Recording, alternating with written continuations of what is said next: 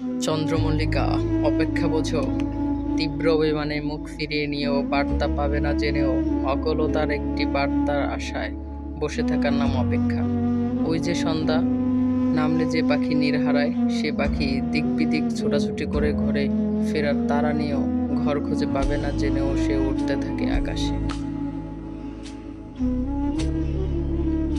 চন্দ্রমল্লিকা, অসহায়ত্ব বোঝো।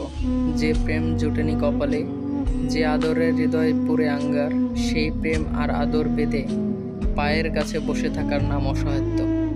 যে কুকুর খাবার পায় না 3 বেলা, সেও তো অবহেলা নিতে পারে না। চন্দ্রমল্লিকা, উপেক্ষা বোঝো। যে জিনিস মানুষের আগ্রহ কমে যায়, মানুষ আর ফিরেও তাকায় না কখনো, তার নাম উপেক্ষা। উপেক্ষার পরে থাকার যন্ত্রণা বোঝো। চন্দ্রমল্লিকা, নীরবতার ভাষা বোঝো। বলার অনেক কিছুই থাকে, শুধু বলতে গিয়ে গলায় আটকে যাওয়ার নামই নীরবতা। অপেক্ষা, অবহেলার পরে থেকে মানুষ নীরব হয়ে যায়।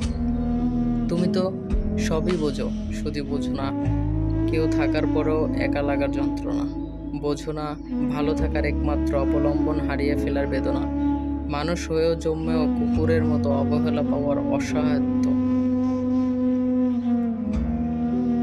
ওই যে সঙ্গী হারানোর ডায়ক পাখির চিৎকার, কান্না, তুমি তো বোঝো না। তুমি মৃত্যু দেখো, অন্য সবাইকে বোঝো, অন্যান্য সবাইকে দেখো, কিন্তু বলো আমি তোমার খুব কাছের, তাও শুধু আমায় দেখো না, শুধু আমায় বোঝো না।